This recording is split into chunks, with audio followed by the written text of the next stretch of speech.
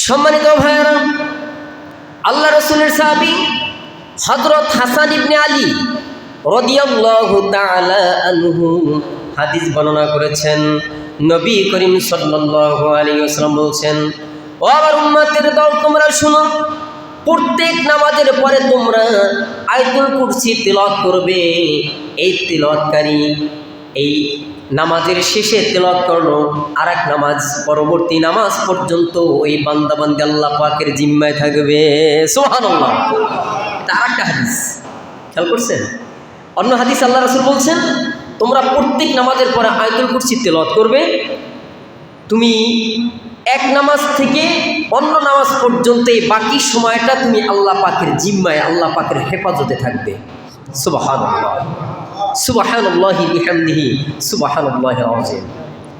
সম্মানিত ভাইয়েরা, আল্লাহ রাসূলের সাহাবী হযরত আব্দুল্লাহ ইবনে ওমর রাদিয়াল্লাহু তাআলা আনহু হাদিস বর্ণনা করেছেন। নবী করিম সাল্লাল্লাহু আলাইহি ওয়াসাল্লাম বলেন, ও আমার উম্মতেরা, তোমরা শুনো, যার আমানতদারি নেই তার ঈমান নাই। আমানতদারি বুঝেন না? আজকে আমি আপনাদের কাছে কিছু টাকা রাখলাম, কিন্তু ওই টাকাটা আপনার নিজের মনে করে খরচ করলেন, আমানতের খেয়ানত করলেন। আল্লাহ রাসূল বললেন, যার আমানতদারি নাই তার ঈমান নাই। ঈমান থাকলে সে আমানতদারি গচ্ছিত মালটাকে সে হেফাজতে রাখবে। সে যার ঈমান আছে সে এতটুকুই বলবে, এটা আমার না, এটা আমার কাছে দিয়েছেন হেফাজত করার জন্য। কিছু কিছু মানুষ আছে এই গচ্ছিত মাল নিজের মনে করে খরচ করে, আছে কি নাই? আছে। আল্লাহ রাসূল কি বললেন? যার আমানতদারি নেই তার ঈমান নাই। যার আমানতদারি নেই তার ঈমান নাই। যার পবিত্রতা নেই তার নামাজ নেই। পবিত্রতা থাকলে তার নামাজ আছে, পবিত্র হয়েছে তার নামাজ হবে। পবিত্র অর্জন হয় নাই তার নামাজও হবে না। আল্লাহ রাসূল বললেন, সুন্দরভাবে পবিত্রতা অর্জন করতে হবে। আল্লাহ রাসূল বললেন, যার নামাজ নেই তার দিন নাই। যার দিন নাই, যেমন গোটা শরীরের মধ্যে এই মাথার কতটা মর্যাদা, বুঝতে পেরেছেন? আজকে মাথা আছে বিদায় আমাদের এই বডিটার দাম আছে, মাথা নাই বডির কোনো দাম নাই। একটা মানুষের তার মাথা, তার কল্লা কেটে ফেললো, এই বডিটার কোনো দাম আছে? আল্লাহ রাসূল কত সুন্দর কথা বলেছেন, এক্সাম্পল দিয়েছেন। যে রাসূল বললেন, এই বডির সারা শরীরের মধ্যে মাথার যে মর্যাদা, মাথার যে মর্যাদা, ঠিক তেমনিভাবে দিন ইসলামের মধ্যে নামাজের সেই মর্যাদা। সুবহানাল্লাহ। ইসলামের মধ্যে নামাজের সেই মর্যাদা। আমি হাদিসটি আবার রিপ্লাই করছি।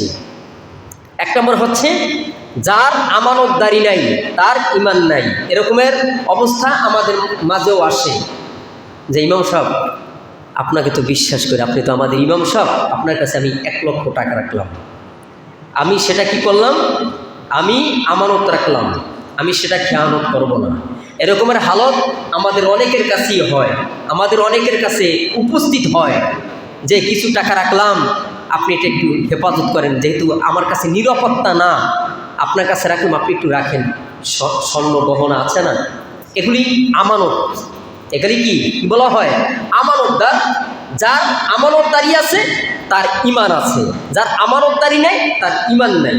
এবং আরেকটি হচ্ছে, যার পবিত্রতা অর্জন করা, তহরত অর্থ পবিত্রতা অর্জন করা। এই যারা পবিত্রতা অর্জন করেছে তাদের নামাজ হবে। পবিত্রতা অর্জন হয় নাই, তার নামাজ হবে না।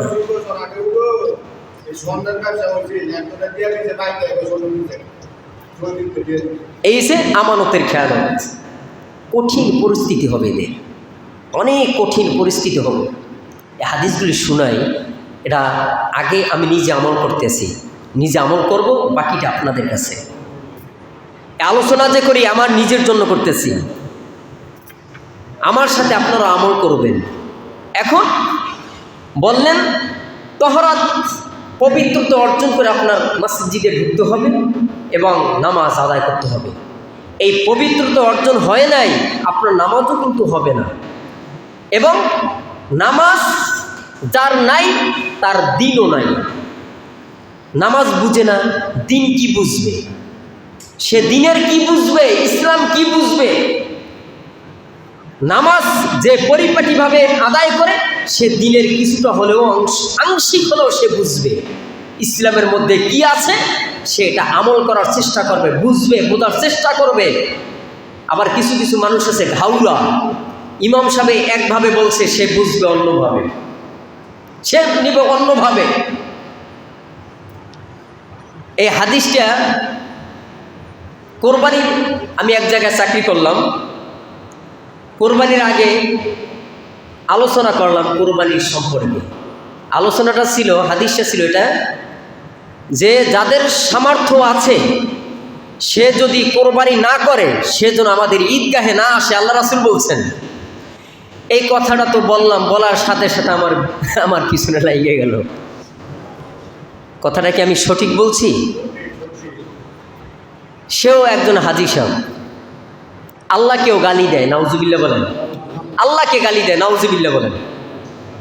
কটূক্তি ভাষায় গালি দেয়। সে আমার পিছনে লেগে গেল, বিভিন্ন ইমাম সাহেবের কাছে প্রশ্ন করতেছে, আমাদের ইমাম সাহেব এই হাদিস বলছে। হ্যাঁ ঠিকই তো, ঠিক আছে, সে তো ঠিকই বলছে। যার সামর্থ্য আছে সে যদি কোরবানি না করে সে যেন ঈদগাহে না আসে, রাসূলের হাদিস। ইমাম সাহেব ঠিক বলছে, আপনি সেটা ঘুরাইয়া রঙে নিয়েছেন কেন? সে আমার অনেক বিরোধিতা করছে, কিচ্ছু করতে পারে নাই। কারণ আমি রাইট কথা বলবো, এখানে সঠিক কথা বলার একটা স্থান। কে আপনার বেজার হন? সঠিক কথা, যেই কথাটা অন্য জায়গায় বলা যায় না, অন্য জায়গায় যেই কথাগুলো বলা যায় না, সেখানে এই যে আল্লাহর ঘরের যে মেম্বারটা আছে এখানে বসে সেই কথাগুলো বলা যায় আলহামদুলিল্লাহ, মন ভরে কথাগুলো বলা যায়। আল্লাহ বলায় যে কথাগুলো অন্য অন্য জায়গায় বলা যায় না, আল্লাহ তাআলা এখানে যাই বলায় সেই কথাগুলি বলতে হয়, আলহামদুলিল্লাহ। এখন বিষয়টা হচ্ছে দিন ইসলামে যা আছে এগুলি আমাদের পরিপূর্ণভাবে মানতে হবে। কিছু মানছেন, কিছু মানেন না, এটার মধ্যে কোনো ফায়দা নেই। নামাজ 5 ওয়াক্ত আপনার 5 ওয়াক্তই পড়তে হবে। 3 ওয়াক্ত পড়ছেন, 2 ওয়াক্ত পড়েন নাই, নামাজিওয়ালা বলবে না। যেহেতু আজকে সহ 2 জুমা এই নামাজ নিয়ে আলোচনা করি, গত বছর নামাজের সম্পর্কে আলোচনা করেছি, আবার এখন ধরলাম। তো যাই হোক, আল্লাহ রাসূল বললেন যার নামাজ নেই তার দিন নেই। গোটা শরীরের মধ্যে এই মাথার যে মর্যাদা দিন ইসলামে, এই নামাজের সেই মর্যাদা, সুবহানাল্লাহ।